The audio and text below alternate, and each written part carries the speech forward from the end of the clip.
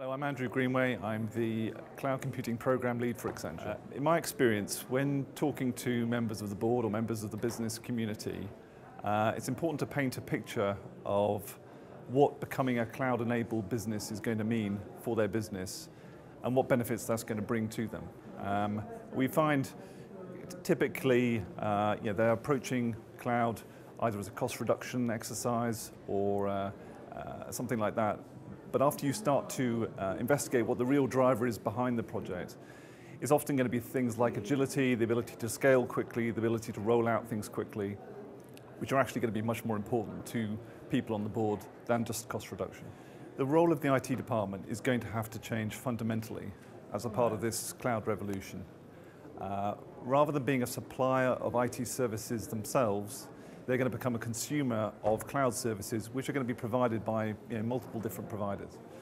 And that's going to put some extra pressures on IT. They're going to have to become good at managing across multiple suppliers, integrating those services together so that when they're put together they make sense and are coordinated and provide reliable good services to the business. And I think the agility that cloud is going to bring means you're going to be able to develop new IT capabilities within days rather than years. And that means you're going to need to have IT people much closer to the business who really understand what the business needs, not just long term but short term and tactically, and be able to use the cloud services that they have available at their fingertips to turn around and deliver new IT capabilities within days. So that's going to be a very different challenge for IT. What we're finding is that many of the the initial leaders in the cloud space have got contracts which are very much geared to protect the provider and not so much the consumer of those services.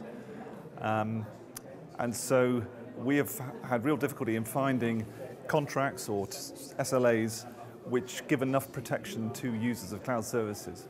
That's starting to change, and we now are working with a number of providers who have signed up to the sorts of terms and conditions that enterprise level clients would expect. But it's still something that every client needs to be very careful of and make sure they're well aware what it is they're signing up to, what they are going to be protected against and what they're not going to be protected against.